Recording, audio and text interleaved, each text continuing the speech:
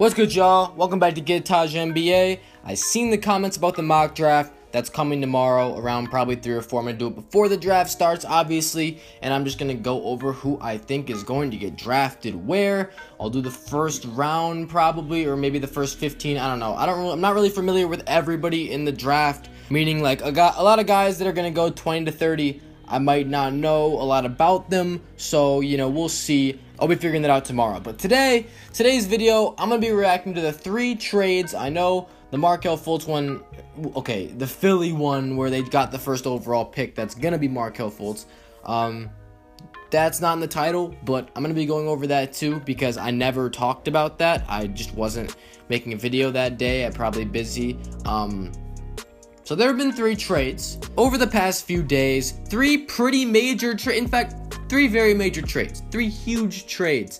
Not anything blockbuster, I would say. But, close. And those trades start with the Boston Celtics trading away the 2017 first overall pick to the Philadelphia 76ers for the 3rd overall pick and a conditional first round pick in 2018 or 2019. So, guaranteed for the Boston Celtics is one first round pick in the next 2 years. That's their conditional pick. It's going to be either for 2018 or 19, and there's there's some conditions to which year that is. And when I was looking at the internet, looking when people were thinking about this trade, because Philly has made it clear that they are going to draft Markelle Fultz first overall tomorrow night. So basically, you traded Markelle Fultz for the 3rd pick and another pick. Now, we really can't overlook the value of having that first overall pick. It's the best of the best, and historically, the number 1 overall pick has been so much better than the number 3 or any pick after that, for that matter. I mean, you just look at the NBA legends of the game. Look at how many of these amazing players have been picked first. We had LeBron James, Magic Johnson, Tim Duncan, Shaquille O'Neal, Allen Iverson. It's just, we've had, and I'm of course missing some. I didn't say Kareem, I don't think, but so many of these NBA legends are picked first. Number 1 pick is an incredible thing to have and not something to be overlooked. Now, if I was the Boston Celtics, I wouldn't have made this trade. And I think Philly got exactly what they wanted because they're developing a few young players. And they have Ben Simmons, Joel Embiid to work with. Dario Saric, another guy on that team that's coming into his own.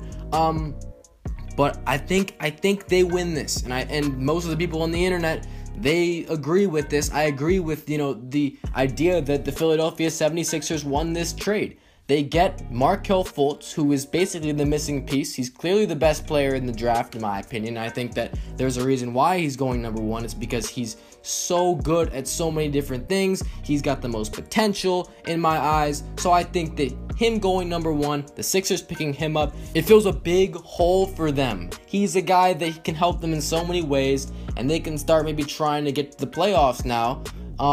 So I think, instead of picking 3rd, where they would probably pick someone up like Josh Jackson, I would think more Jayson Tatum because he's kind of like a guy they don't really have already. Ben Simmons as a 6'10" small forward / point guard even. I mean, he's going to be running a lot of the offense for this team. If you pick Josh Jackson, you have 2 guys in Simmons and Jackson that are really going to struggle spreading the floor, and they're going to want the ball. And I'm not sure how those 2 work. Markelle Fultz, she should be able to work with almost anybody because he's a guy that can get his own shot, he can get a shot for others, he can space the floor, he can do really anything on the basketball court, and a guy like that is always going to help your team win. So Markelle Fultz, I think he's going to be the best player in this draft 10 years from now. And I think that this is a great move by the Philadelphia 76ers. Now let's talk about it with the Boston Celtics. The Boston Celtics moving this number 1 pick, it shows that they're not that interested or as interested in acquiring somebody like Jimmy Butler, Paul George, Blake Griffin, sorry, he's a free agent, but Butler and George are 2 wing players that they're highly sought after. They're going to be traded most likely. And the Boston Celtics have all these assets they can use to get one of those guys and elevate their title chances with this team they have now. Trading for that number 3 pick shows that I think, they're throwing that away a little bit. They don't have as much leverage as they used to.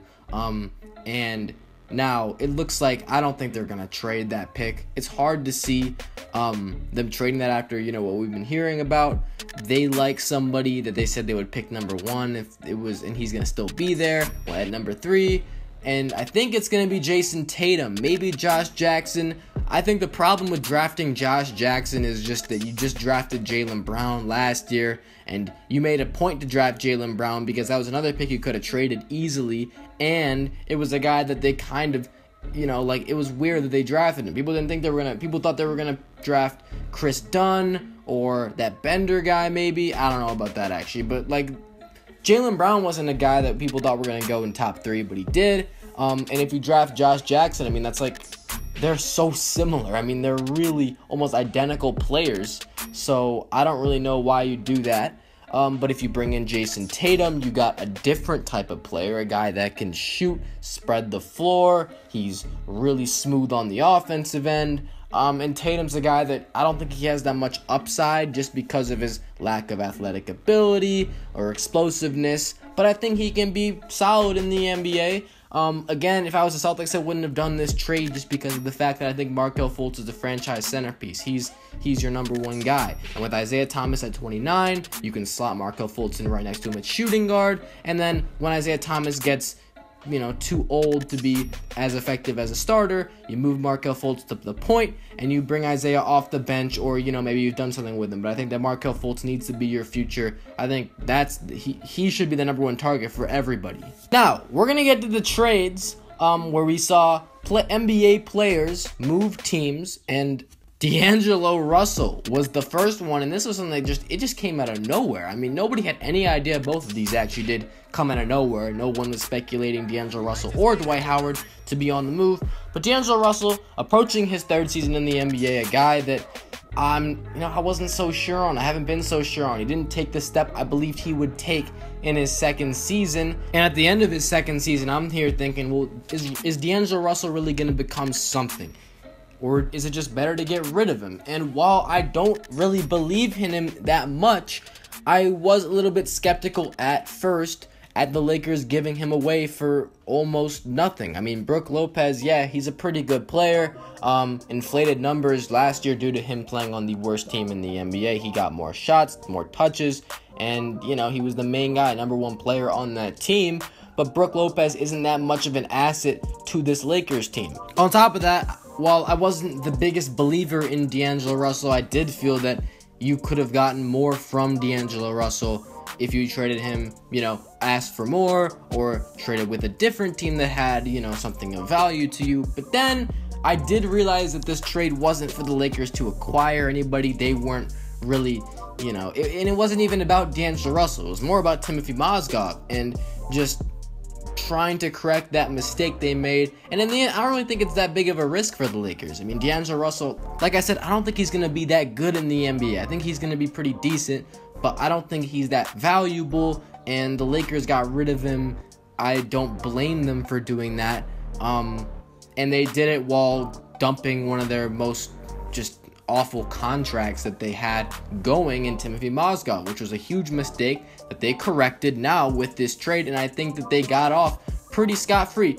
And they got Brook Lopez in the 27th pick out of it. So I think that they got something to show for that, and more importantly, you bring in Lonzo Ball. That's the plan.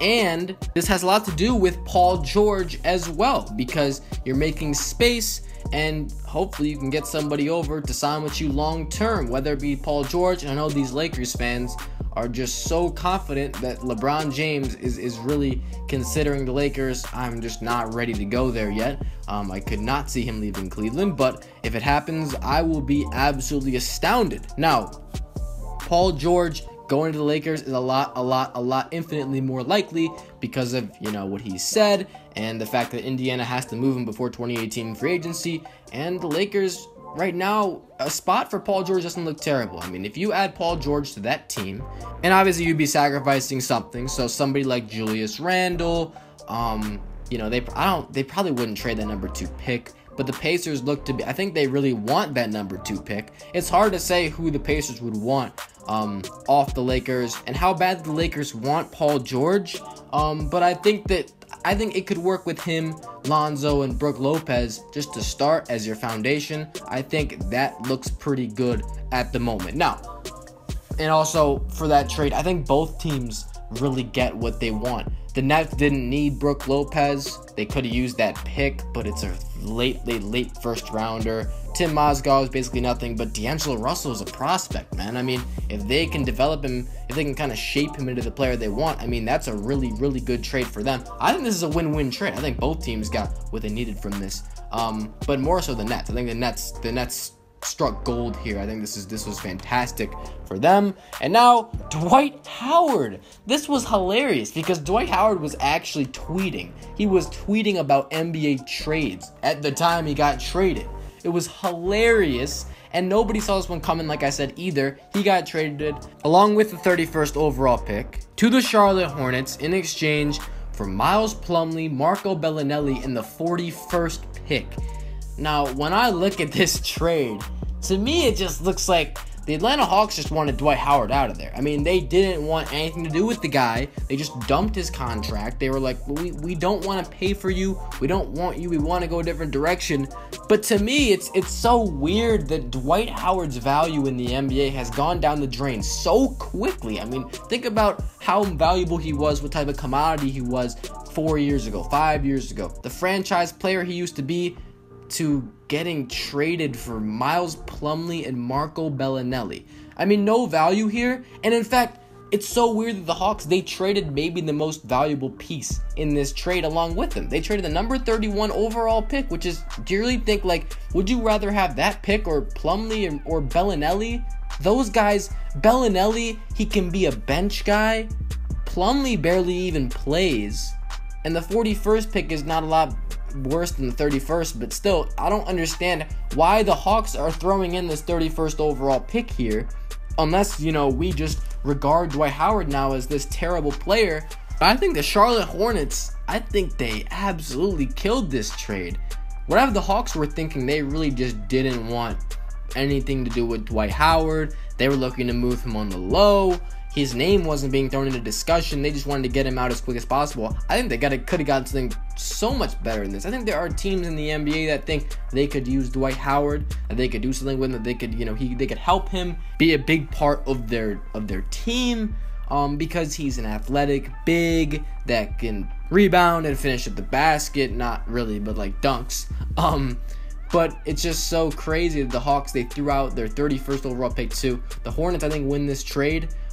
Dwight Howard's, like, they need a center. They need a center, and Dwight Howard's gonna be their center.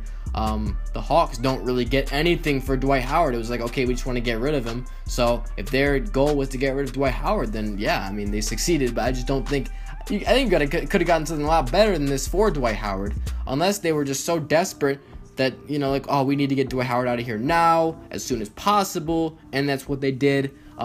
But either way, I think Charlotte wins this one. So to go through, I think the Sixers won the trade with the Celtics when they got the number 1 pick that will be Markelle Fultz tomorrow. The Lakers and Nets both did a good job, but I think the Nets actually won that trade. I think they both, you know, they're both going for different things, so it's fine. But I think the Nets are going to benefit the most from that trade.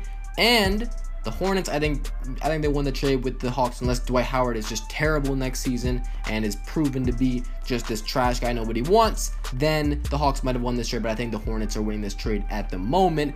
That's going to do it for this video. If you enjoyed, don't forget to leave a like, comment what you think about these trades down below, subscribe if you're new, and I'm out. Thanks for watching, y'all. Peace.